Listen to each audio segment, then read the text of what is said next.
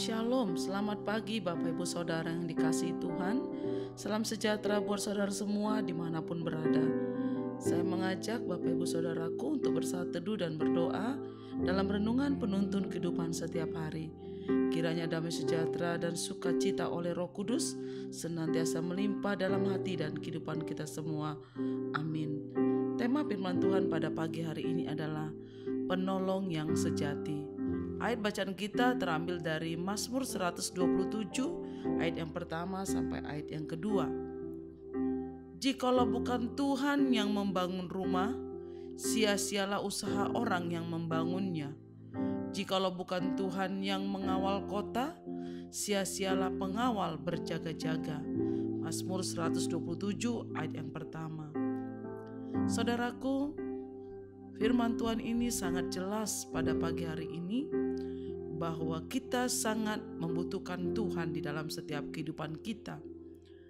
Bahwa Tuhan yang dapat menentukan segala sesuatu yang terjadi di dalam kehidupan kita. Sekalipun kita berusaha untuk menjaganya, memproteknya dengan segala kekuatan kita, tapi Tuhanlah yang tetap berdaulat atas hidup kita. Sebagai umat Tuhan, kita pasti menyadari bahwa kita adalah makhluk ciptaan Tuhan yang sangat lemah dan sangat terbatas kemampuannya, serta sangat tergantung kepada pertolongan Tuhan. Tetapi tidak semua orang menyadari hal ini. Terbukti ada banyak orang yang di sekitar kita yang menutup diri dan tidak mau percaya kepada Tuhan. Walaupun mereka sudah mendengar tentang kebenaran ini, mereka pikir mereka dapat tetap bertahan hidup, sukses dalam segala hal. Itu semua berkat kehebatannya sendiri, berkat kekuatannya, kepintarannya, bahkan berkat uangnya, bukan campur tangan Tuhan. Sehingga membuat mereka jadi orang yang sombong dan tidak mengakui faktor pertolongan Tuhan.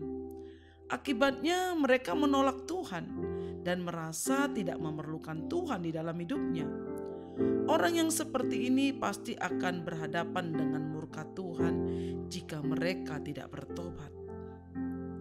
Kembali kepada renungan hari ini yang kita baca. Dikisahkan tentang pernyataan Raja Salomo, raja yang termasyhur, memiliki kerajaan yang kokoh dan megah, kaya raya, dan memiliki hikmat yang luar biasa. Kalau kita baca dalam 1 Raja-Raja 3 ayat sampai 10. Namun semuanya ini tidaklah membuat Salomo lupa diri. Tetapi Salomo menyadari semua keberhasilannya itu semata-mata oleh karena pertolongan Tuhan. Sehingga membuat Salomo tetap rendah hati dan takut Tuhan. Ada 3 hal yang di dalam ayat bacaan kita tadi yang menjadi bukti bahwa Salomo mengakui semuanya hanya karena pertolongan Tuhan. Yang pertama, selalu menyertakan Tuhan di dalam setiap rencananya. Seperti Mazmur 127 ayat 1a tadi yang kita baca. Jikalau bukan Tuhan yang membangun rumah, sia-sialah usaha orang yang membangunnya.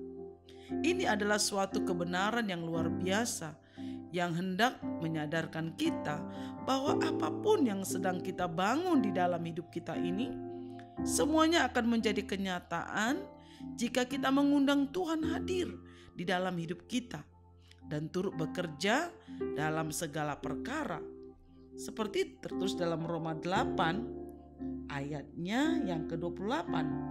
Kita tahu sekarang bahwa Allah turut bekerja di dalam segala sesuatu untuk mendatangkan kebaikan bagi mereka yang mengasihi Dia, yaitu bagi mereka yang terpanggil sesuai dengan rencana Allah.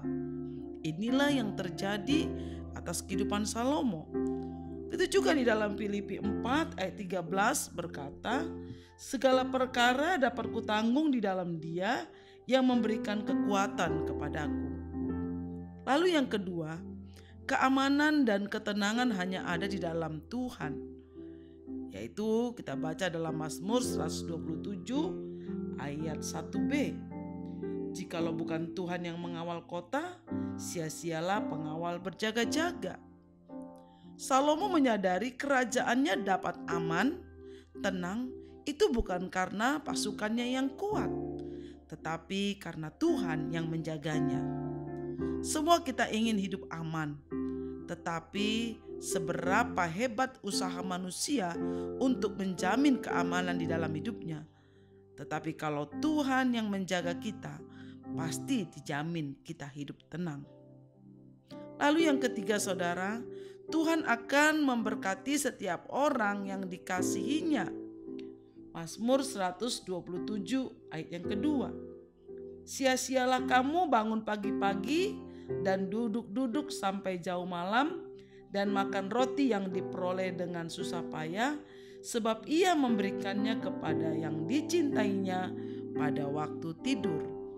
Saudara, Salomo mengetahui rahasia berkat Tuhan. Kita hidup berkelimpahan bukan karena usaha kita, tetapi itu semua karena Tuhan yang mengerjakannya untuk kita. Untuk itu marilah kita hidup menjadi orang-orang yang berkenan dan dikasihi Tuhan, sehingga membuat Tuhan berkenan memberkati hidup kita.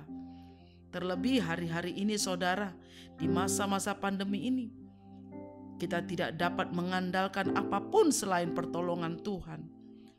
Kalaupun kita punya uang yang banyak, punya jabatan yang tinggi, punya usaha yang besar, karena pandemi ini saudara, dampaknya juga kita alami.